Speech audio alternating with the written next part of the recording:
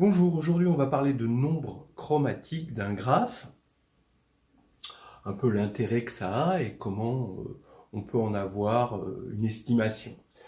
Alors, d'abord, on va parler de graphes. Ce que j'entendrai par graphe ici, eh bien, donc c'est des sommets avec des arêtes, mais les arêtes sont simples, hein, d'accord, et il n'y a pas de boucle, hein, donc pas d'arête d'un sommet vers lui-même. Et on cherche le nombre minimal de couleurs nécessaires pour que les sommets colorés de même couleur ne soient pas connectés. Vous voyez, c'est le cas ici de ce graphe où les sommets de même couleur, noir et blanc, sont pas connectés. Là ici, vous voyez que il faut plus de couleurs. Et donc ce nombre minimal, on l'appelle qui de G. Ici, le nombre minimal, on voit bien qui de G est égal à 2, et ici, qui de G est égal à 4. Voilà. Au niveau application, vous imaginez, alors il y a le fameux théorème des 4 couleurs, qui dit qu'il faut au minimum 4 couleurs pour colorier les pays d'une planisphère, sachant que deux pays limitrophes ne doivent pas être de même couleur, forcément. Il faudrait 5 couleurs sur une sphère, 6 couleurs sur un tore. Bon, c'est un problème topologique. Alors, mais il n'y a pas que les cartes. Vous imaginez la circulation. Vous voyez, vous prenez l'essence de circulation pour un feu vert, vous voyez qu'un feu vert, vous ne pouvez pas avoir le feu vert là et là. Donc il ne faut pas qu'il y ait la même couleur si deux circuits se croisent. Donc voilà, donc là les circuits seraient un peu des sommets. Alors vous allez me dire, c'est pas difficile à faire quand c'est la circulation automobile, il y a au maximum 6 feux, bon on arrive à gérer ça sans avoir à faire venir de la théorie spectrale. Mais imaginons que ce soit des lignes aériennes. Là, c'est plus compliqué. Bien, alors, regardons. Donc ici, qui de G est égal à 2, vous vous en doutez. Ici, qui de G, vous voyez, ici, on a un graphe complet. Hein, c'est le graphe complet à 4 sommets. Bon, là, qui de G il peut être égal à 4. Ce problème est réputé difficile. Hein, d'accord, le problème de chercher le nombre de couleurs minimales est difficile. Et on l'appelle qui de G. Alors, donc on va trouver une borne inf à qui de G, voilà, qui soit facilement calculable. Ça, c'est le but de la vidéo. Alors, on introduit la matrice d'adjacence du graphe. Donc, c'est une matrice. Ici, vous avez les entrées correspondent aux paires, au couple de sommets. Voilà. Donc ici, vous allez avoir la matrice d'adjacence. On met des 0 si les sommets ne sont pas connectés. On met 1 si c'est connecté. Voilà. Tout simple. Hein. Donc voici la matrice d'adjacence de ce graphe-là. Et là, un sommet n'est pas connecté avec lui-même, puisque j'ai dit qu'il n'y avait pas de boucle, mais il est connecté avec tous les autres. Donc voici la matrice d'adjacence de ce graphe-là. Voilà.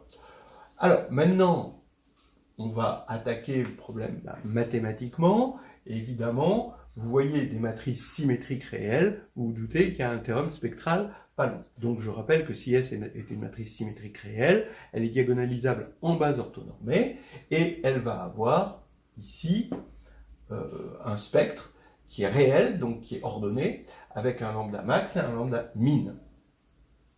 Donc ça, c'est donné par le théorème spectral, et je vais fixer une base orthonormée de vecteurs propres, E1 jusqu'à En, qui correspondent évidemment respectivement à lambda 1 jusqu'à lambda n. Donc, ça, c'est des rappels que la plupart des gens en master savent. C'est quelque chose qui est fait généralement en licence 3e année, des fois 2e année. Si x est égal à la somme des xi ei, alors, je suis ici dans Rn muni de son produit scalaire canonique, hein. X, Sx, c'est égal, on développe x en cette somme, Sx en cette somme, donc ça fait lambda i xi ei, et on multiplie dans la base orthonormée, on utilise le fait qu'elle est octanormée, et on obtient somme de i égale 1 à n de lambda i xi carré. Comme les xi carrés sont positifs, je peux mettre lambda max en facteur, et il va rester la somme des xi carrés, c'est-à-dire x scalaire x.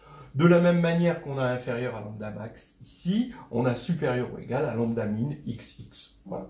Bon. Et puis, cette inégalité est bonne parce qu'elle est atteinte quand même. Si on pose x égale E1, eh bien ici, on va avoir x égale à E1, donc on va avoir 1 et puis que des zéros. Donc ici, on va bien avoir lambda max et E1, E1, donc fois 1. Donc on aura l'égalité, et pareil, si on pose x égale en, on a l'égalité ici. Alors, ce qui fait que on peut dire que lambda max, c'est le max de x sx, quand x appartient à la sphère, et lambda min, c'est le min de x sx, quand x appartient à la sphère. Donc la sphère de centre vecteur nul et de rayon 1, ce qui fait que xx est égal à 1 ici. Alors ce que vous voyez là, c'est le lien important, fondamental, entre deux mondes, le monde spectral des endomorphismes, ou des matrices d'endomorphismes, d'accord, et le monde ici des formes quadratiques. Là, x donne x sx, voilà, c'est une forme quadratique, et on prend le max de cette forme quadratique sur une sphère. Voilà, donc ce lien est fondamental, il faut toujours jongler entre les deux. Et ce qu'on va montrer, c'est que qui de G, le nombre chromatique, ici, est supérieur ou égal à 1 moins lambda max sur lambda min, quand on aura pris la matrice correspondante. Juste, je vous montre, bon, alors ici, vous voyez que le rang, on va donner l'exemple ici pour ça et ça, c'est facile. Vous voyez que là, le rang, c'est 2, d'accord, ça se voit tout de suite. Donc, il y a 0, 0 comme valeur propre. Le vecteur canonique 1, 1, 1, 1 est vecteur propre pour la valeur propre 2, puisque la somme des lignes, ça fait 2. Toujours. Donc 2 est valeur propre, et comme la trace est nulle, moins 2, c'est l'autre valeur propre. Donc ici, vous voyez que vous avez 2 sur moins 2. 2 sur moins 2, ça fait moins 1. 1 moins moins 1, ça fait 2. Et on retrouve ici le nombre chromatique. Alors attention, en général, on ne le retrouve pas, mais on voit que c'est quand même une borne sympa. Ici, vous avez, si vous appelez la matrice J4, la matrice avec que des 1, c'est J4 moins I4.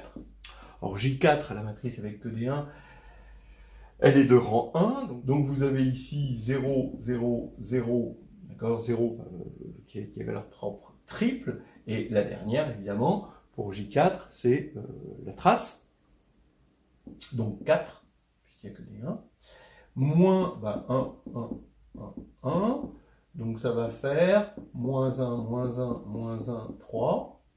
Alors maintenant, quand on va faire la formule, le max c'est 3, ici c'est moins 1, on fait 3 divisé par moins 1, ça fait moins 3, moins 3 plus 1, donc ici ça va faire 4, et on tombe effectivement sur 4. Voilà, alors, amusant, certainement, utile, évidemment, il n'y a plus qu'à passer aux preuves. Alors, l'inégalité sur le nombre chromatique va provenir d'un théorème. Ce théorème nous apporte une espèce d'inégalité de convexité, on va dire, vite fait, qui est la suivante. On prend A, une matrice symétrique réelle, on suppose qu'elle est décomposée comme ça en blocs diagonaux, d'accord, forcément symétriques, et réel, avec ici des éléments, ici ça veut dire qu'il peut y avoir des éléments non nuls, évidemment, là ici. Alors, le lambda max pour A, plus K-1, parce qu'il y a K éléments diagonaux, blocs diagonaux, fois lambda min de A, K-1, est inférieur ou égal à la somme des lambda max des AI, qui a bien un sens, parce que les AI sont symétriques réels. D'accord ? Voilà. Alors, on va démontrer ça en, on va dire, 3 points, et après vous allez voir que l'inégalité sur le nombre chromatique va découler directement. Alors d'abord, il est quasi évident que lambda min de A est inférieur ou égal à lambda min de chaque AI. Bon, oui, pourquoi ?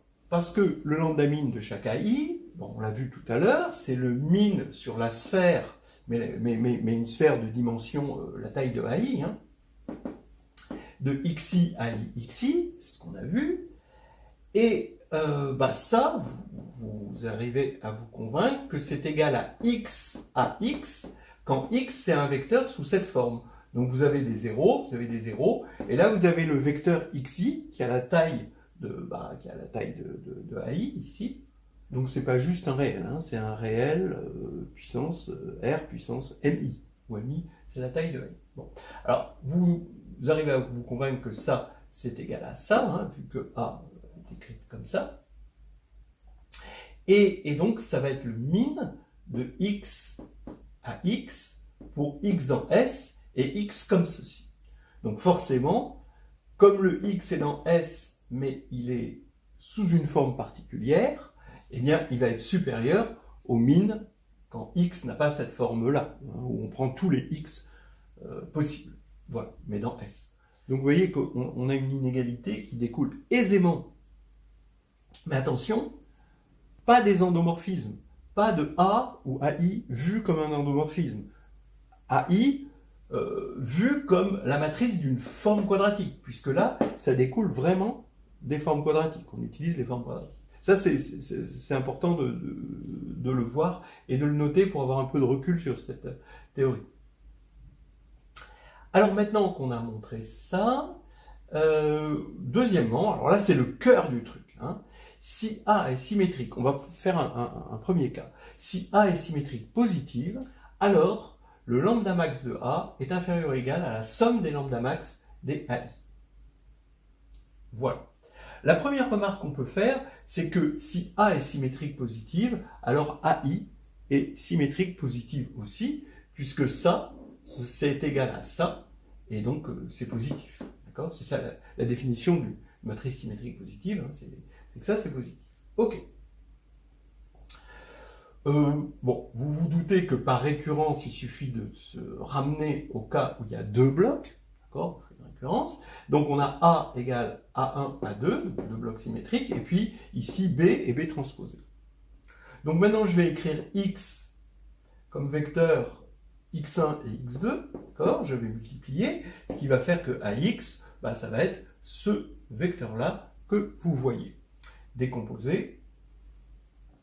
Et donc maintenant, quand je vais développer X à X, donc je vais développer le produit scalaire, donc je vais avoir X1 A1 X1, X1 BX2, X2 B transposé X1, mais ça c'est pareil, d'accord ? Parce que B transposé dans le produit scalaire, il passe de l'autre côté, ça fait B, vous avez l'habitude de ça, donc ça fait 2 X1 BX2, et enfin X2 A2 X2. Voilà ma décomposition. Donc cette formule, faut bien l'avoir en mémoire, elle va servir. D'abord, dans un premier temps, je vais remplacer x par xt, t c'est un réel quelconque, et je vais multiplier x1 par t, et x2 je vais le laisser. Ce qui fait que ici, comme x1 est remplacé par tx1, je vais avoir du t2 ici du t, et ici rien du tout. Donc, je reprends ma formule, je l'écris pour xt, et comme A est positif, je sais que quel que soit t dans R, ça c'est positif ou nul. Alors, imaginons que ça soit un trinôme en t, c'est-à-dire, imaginons que ça soit différent de 0. Alors, le fait que ce soit positif ou nul, ça fait que le discriminant est négatif. Oui, puisque c'est positif ou nul pour tout t. Et donc, ça nous donne cette inégalité-là, qui est une inégalité qui ressemble à une inégalité de type Cauchy-Schwarz. D'ailleurs, la méthode, c'est exactement la preuve de Cauchy-Schwarz. Maintenant, si x1 à 1 x1 est égal à 0, donc c'est pas un trinôme, alors ce binôme-là est toujours positif, ce qui fait que x1, b, x2 est nul. Donc quand ça c'est 0, alors ça c'est 0. Ce qui veut dire que cette inégalité, elle a toujours lieu dans les deux cas. Voilà. Maintenant, je vais reprendre cette égalité, mais avec cette inégalité-là, et je vais la prendre pour x1, x2, donc le vecteur x, égal à E1 de A. C'est-à-dire, on va choisir un vecteur propre unitaire pour A, pour la plus grande valeur propre. Alors, d'abord, vous allez remarquer que xi à xi, c'est positif. Alors, pourquoi c'est positif? Parce que le lambda min de AI est supérieur ou égal au lambda min de A, et le lambda min de A est positif parce que A est symétrique positive. Donc, AI est une matrice positive aussi, pour I égale 1 et 2. Donc ça, c'est positif. Et c'est inférieur, évidemment, par ce qu'on a vu tout à l'heure, à lambda max de AI fois xi, xi. Alors attention, cette fois-ci, xi n'est pas égal forcément à 1. Il faudrait que, par exemple, x2 soit égal à 0 pour que x1 soit égal à 1. D'accord? Donc, je suis obligé de multiplier par ce produit scalaire-là. Bien. Alors maintenant, c'est assez facile. Ici, comme x est de norme 1, j'ai exactement lambda max de A. Et ici, je vais dire que c'est inférieur à. Alors, je vais jouer sur tous les inférieurs. Je vais jouer sur inférieur à ça. Là, inférieur à ça aussi. Et je vais jouer sur le fait que ça, c'est inférieur à la racine carrée de ça fois la racine carrée de ça, d'accord, à cause de cette inégalité. Et ces racines existent parce que on a dit que c'était positif. Donc, quand on va faire l'inégalité, on va reconnaître un carré, le carré de racine de lambda max de A1, racine de x1, x1, tout ça c'est positif, plus racine de lambda max de A2, racine de x2, donc ça va être inférieur à ça au carré, d'accord, hein, vous voyez que vous retrouvez exactement ce que vous voulez. Et maintenant, à Cauchy-Schwarz, ça c'était déjà un Cauchy-Schwarz, je vais réutiliser Cauchy-Schwarz, donc ici c'est le carré du produit scalaire du vecteur tac-tac et du vecteur par le vecteur tac-tac, ici. Donc c'est inférieur ou égal à la norme au carré du premier vecteur fois la norme au carré du second vecteur.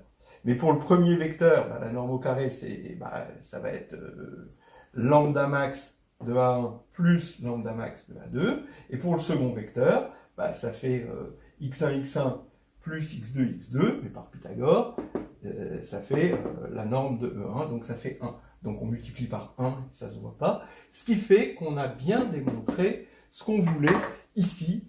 Et là maintenant, ça va rouler vraiment tout seul. Donc bilan des courses. Lambda min de A est inférieur à lambda min d'AI. Si A est positive, alors lambda max de A est inférieur à la somme des lambda max d'AI. Voilà. Donc maintenant, le cas général, si A est symétrique, juste symétrique réel, eh bien on va s'intéresser à la matrice symétrique A moins lambda min de A identité. Effectivement, elle est symétrique, c'est clair. Elle est aussi, oui, ses valeurs propres. Comme on a enlevé une homothétie, les valeurs propres, elles se sont juste décalées de lambda min de A. Donc les valeurs propres sont toutes positives, et donc on est dans Sn++. Voilà. Positive ou nulle.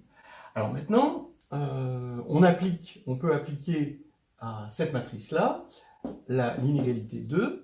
Donc ça nous fait lambda max de ça, d'accord, inférieur ou égal à la somme des lambda max des blocs diagonaux de ça. Mais les blocs diagonaux de ça, c'est juste AI moins lambda min de A et l'identité, mais juste pour la taille de AI, que j'ai appelé MI. Voilà. Et donc, ce que je disais tout à l'heure, c'est que les valeurs propres, elles font que se translater, hein, puisqu'on a enlevé une homothétie, et donc elles se translatent de moins lambda min de 1. Voilà. Inférieur ou égal, ici, et ici, ça se translate aussi à chaque fois, mais il va y avoir k fois lambda min de A, donc quand je passe k lambda min de A de l'autre côté, j'ai bien l'inégalité voulue. Voilà, donc on a montré cette inégalité qui est... la preuve est assez retors, assez astucieuse. Maintenant, on va l'appliquer un autre graphe. Donc, soit G un graphe. On suppose donc, que K est égal à qui de G. Donc ça veut dire qu'on peut le colorer, ces sommets avec K couleurs, de sorte à ce que les sommets de même couleur ne soient pas connectés. Donc, on va ordonner les sommets en regroupant par couleur. Alors, on peut effectivement se demander, est-ce qu'on a le droit d'ordonner les sommets comme on veut?